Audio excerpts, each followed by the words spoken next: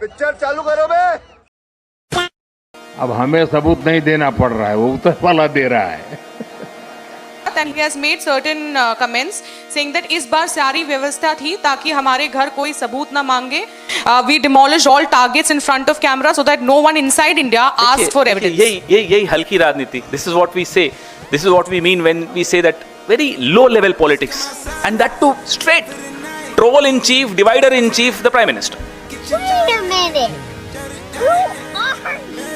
हमारे देश में आकर कोई बम गिरे पता नहीं चलेगा. कहते जी पाकिस्तान में हमने सर्जिकल स्ट्राइक किए थे, कोई कुछ नहीं हुआ, कहीं नहीं दिखे सर्जिकल स्ट्राइक, किसी को नहीं पता चला. भारत सरकार ने कहा था कि हमने वीडियोग्राफी की है. अगर कोई आदमी ये कह रहा है कि उसका वीडियो दिखाया जाए, इसमें क्या गलती है? आज तक वो वीडियो नहीं दिखाया गया, पार्लियामेंट में डिस्कशन नहीं हुआ. सर्जिकल स्ट्राइक की बात करते हैं कि हमने इतने लोग मार गिराए, लेकिन प्रमाण कुछ नहीं, केवल झूठ का पुलिंदा से ये राज कर रहे हैं.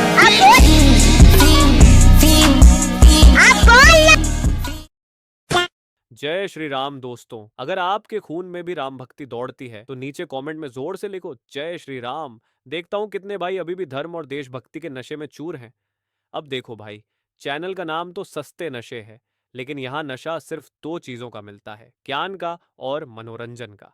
तो आ जाओ इस मस्त सफर में जहाँ दिमाग खुलेगा, हंसी रुकेगी नहीं. और हाँ, जिसने वीडियो लाइक और चैनल सब्सक्राइब नहीं किया वो अगली बार महंगे नशे की दुनिया में भटकता नजर आएगा. चलो वीडियो शुरू करते हैं. जय श्री राम.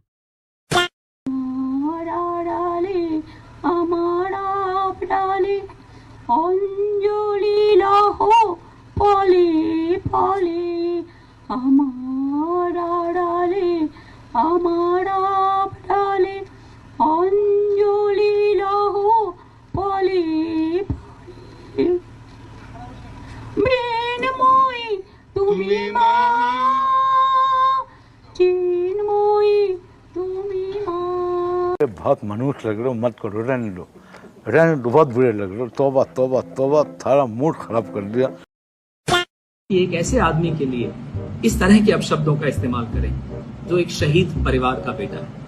उनसे ये पूछा जाए कि आपकी तो जात का ही पता नहीं है. हम बताते हैं राहुल गांधी की जात क्या है.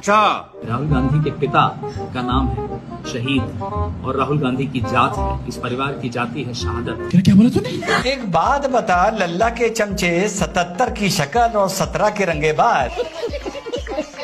जब अपने पर बात आई तो पिता का नाम रख दिया शहीद और लल्ला की जाति रख दी शहादत. और इससे पहले जो देश को बांट रहे थे, अगाड़ी पिछाड़ी, अहीर, यादव, कुशवाहा, मौर्य, लोध, नट, राजभर, फौज में ओबीसी कितने शहीद, मीडिया में कितने ओबीसी, रिपोर्टर कितने ओबीसी, तभी अकल नहीं आ रही थी. बड़ा हरामी हो बेटा. तेज प्रताप यादव था, देखिए दिल और दिमाग दोनों जगह से साफ है बेचारा. वो उनके सपने में भगवान श्री कृष्ण भी आते हैं. तो लालू यादव को तो भगवान श्री कृष्ण से कोई लेना देना है नहीं, उनको तो अल्लाह वल्लाह से लेना देना है. तो जिनको भगवान श्री कृष्ण से लेना देना नहीं है वो तो कृष्ण के समर्थक को रखेगा भी नहीं वैसे भी, इसीलिए उनको पार्टी से निकालने का काम करा है.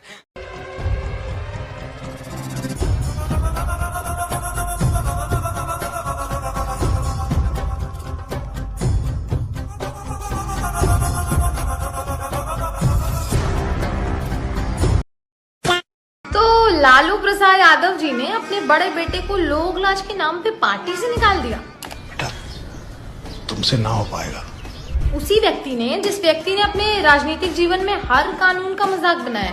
काश के लोकलाज उन्हें तब याद आई होती जब चारा घोटाले का मलाई बैठ के खा रहे थे.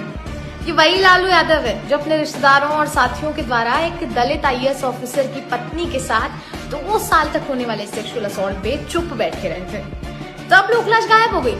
और हाँ, पटना की मिस शिल्पी जैन जिसके रेप के बाद हत्या हो गई, उनके बॉयफ्रेंड गौतम का भी मर्डर हुआ. शक उनके खुद के MLA पे था. लालू जी ने तब भी लोकलाज को ताले में बंद कर दिया. फिर वही लालू जी जो राजवल्लभ यादव जैसे कन्विक्टेड रेपिस्ट को पार्टी में जगह देते हैं, आज मोरल पुलिसिंग का ठेका ले रहे हैं. सुनिए, मोहम्मद शहाबुद्दीन के साथ भी उनकी क्लोजनेस किसी, जब उनके बेटे ने सिर्फ एक फेसबुक पोस्ट शेयर कर दी, अपनी 12 साल पुरानी दोस्त के साथ एक फोटो लगा दी, तो लालू जी को लोकलाज याद आ गई. वैसे लालू जी की लोकलाज वाली बातें बिल्कुल उनके मैनिफेस्टो की तरह है. होती तो जरूर है, लेकिन कभी किसी ने देखी नहीं।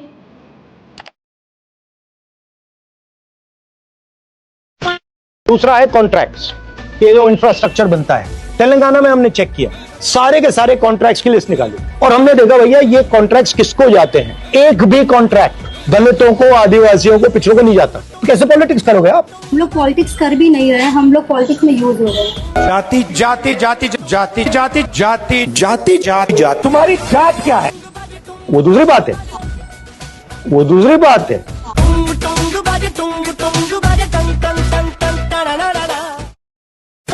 अगर बेहयाई बेशर्मी की पराकाष्ठा देखनी हो तो नेहा सिंह राठौड़ को देख लेना। सुबह सुबह ये खबर निकलकर सामने आती है कि भारत विश्व की चौथी सबसे बड़ी अर्थव्यवस्था बनकर उभरा है, तो इस निर्लज्ज को इतनी चुभ जाती है ये बातें कि सरकार का विरोध करते करते अपने देश का मजाक उड़ाने के लिए बांग्लादेश के एक नाले का फोटो उठाकर लगा देती है, जिसको वो भारत का बता रही है। ये व्हाट्सएप ज्ञान जो ये लोग फैलाते हैं, मैं आपको स्क्रीन रिकॉर्डिंग अमर उजाला का दे देता हूँ, जो 2017 में ही ये वाला खबर प्रकाशित हुआ था। घटिया गिरी हुई मानसिकता इस लड़की की, ओछी मानसिकता। ये खुद को कहती है सरकार की आलोचना करने वाला, जूते पड़ने चाहिए इसके मुंह में गिन गिन कर 6। महोदय, माननीय ममता बहन ने उस बात को जस्टिफाइड और क्लियर किया। इनके सिद्धांत पर, असूल पर हम उंगली नहीं दिखा रहे हैं। ये बात सही नहीं है कि रेल मांगा गया था, नहीं मांगा गया था तो नहीं मांगा गया था तो नहीं मिलेगा कभी। I think so yesterday the Pakistani army chief had gifted a photo to the Pakistani Prime Minister Shehbaz Sharif. President of Pakistan was there, the Speaker of National Assembly was there. And these stupid jokers, they want to compete with India. They had given a photograph of a 2019 Chinese army drill, claiming it's a victory over India. Now this is what Pakistan indulges in. They cannot even give a proper photograph. तो हम बचपने में हम school में सुनते थे कि अक्सर स्कूल में क्या होता था कि हम अच्छे पढ़ने वाले बच्चे के बाजू के बैठता था। तो नकल करने के लिए अकल भी चाहिए, इन नालायकों को अकल भी नहीं है। इंडिया को लेके पाकिस्तान में इतनी जेलसी क्यों है? Good question. वो कहते हैं ना ब्रेन वॉशिंग, हमारी ब्रेन वॉशिंग हुई है। चाहे हम पाकिस्तानी हैं या इंडियन हैं, हमारी बेस इंडियन सिविलाइजेशन है। पाकिस्तान का मतलब क्या, ला इलाहा इल्लल्लाह, ये एक चूना लगाने वाली बात है ना। 712 से पहले जब यहाँ इस्लाम आया, क्या हमारे कुछ नहीं था? दादा परदादा जो भी हैं वो नहीं थे क्या? 712 से ही हमारी नस्लें चली। क्यों नहीं वो बताते? क्योंकि वो हिंदू थे, वो मुस्लिम नहीं थे। अगर हम इनकी भी बात करेंगे, उनकी भी बात करेंगे, तो बच्चों के दिल में, तो जहन में तो क्वेश्चन आएंगे, भाई हमारी बेस क्या है? जितने मुसलमान यहाँ काबिज हुए तो वो कहाँ से थे? इंडियन थे? नहीं थे इंडियन। मोहम्मद बिन कासिम बाहर से, ठीक है। इंडियन हिस्ट्री में इनको चोर डाकू कहा जाता है। जो मुगल थे, मुगल कौन सा हमारे अपने लोग थे, उन्होंने भी आके हमें मारा था। हिंदुस्तानियों को पता क्या हुआ, जो जिनको ज्यादा मार पड़ गई ना, वो डर के एक साइड पे हो गए। वो कहते हैं तलवार के डर से शलवार पहन ली। बिल्कुल बिल्कुल बिल्कुल। क्या बात, ये बात है। हमारे मुंह में सीधे 32 दांत है, उनके पेट में नीतीश के दांत है, जो वहां चले गए। पेट में दांत, पेट वाला दांत बड़ा खतरनाक होता है। मेरा भाई बैठे हैं नीतीश कुमार, लेकिन धर्म अधर्म की बारी आई है। तो आज गद्दा चलाना पड़ रहा है तुम्हारे पीठ पर। हम लोग चिंता मत कर।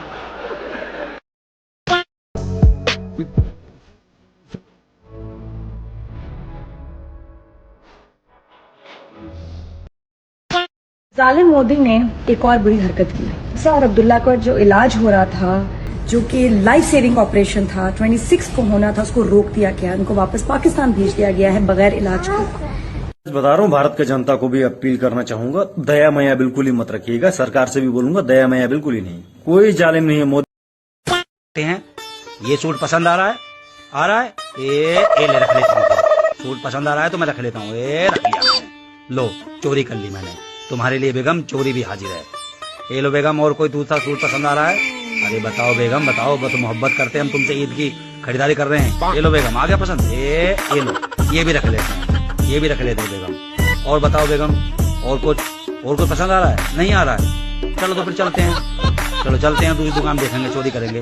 अरे 6 मई के बाद जो दृश्य देखे गए उसके बाद हम इसे प्रॉक्सी वॉर कहने की गलती नहीं कर सकते हैं। और इसका कारण है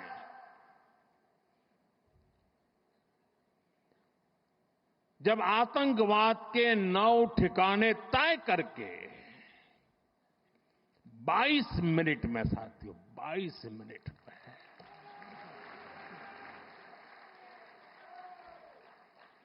उनको ध्वस्त कर दिया।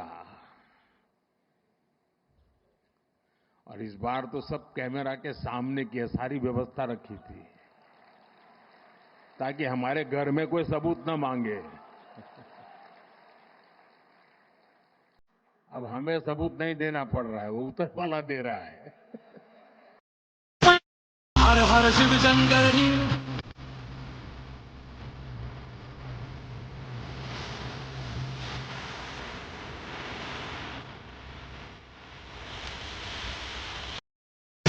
इस देश में आप भगवान से सवाल कर सकते हैं, राष्ट्रपति प्रधानमंत्री पर उंगली उठा सकते हैं, लेकिन जैसे ही आपकी ये उंगली जजों की तरफ जाती है वो जुर्म हो जाती है।